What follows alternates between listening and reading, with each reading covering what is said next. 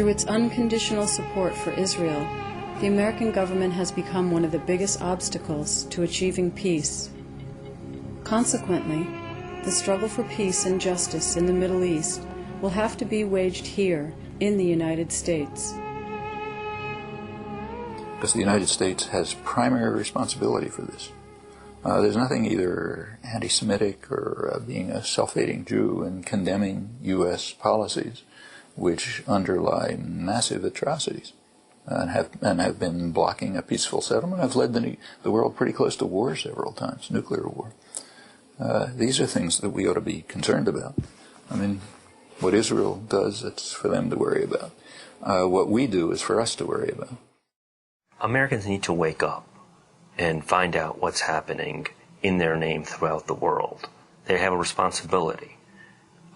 If they pretend to live in a democratic society, which is being eroded in terms of how democratic it is, to find out what your government is supporting, what it's doing overseas in your name with your tax dollars. I mean, people here do not want to send helicopters to attack civilians. You know, if people know what's going on in the occupied territories, they're not going to want to support it. I mean, any more than they support other atrocities that we're responsible for. So you keep it quiet.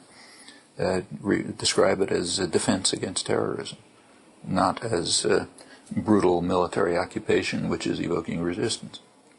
If U.S. policy shifts, the coverage will shift. The occupation doesn't serve security, and if the American public opinion will come to understand this very truth that we believe in, we hope that the administration, that the president will do whatever he can in order to help to facilitate a peace talks which will bring end to the occupation on one hand, safety and security to Israel on the other hand, and decent life for the Palestinians, as he suggested in his speech. He said it very beautifully, but he's doing nothing about it. The only way that Israel will have peace and security is by making peace with our neighbors.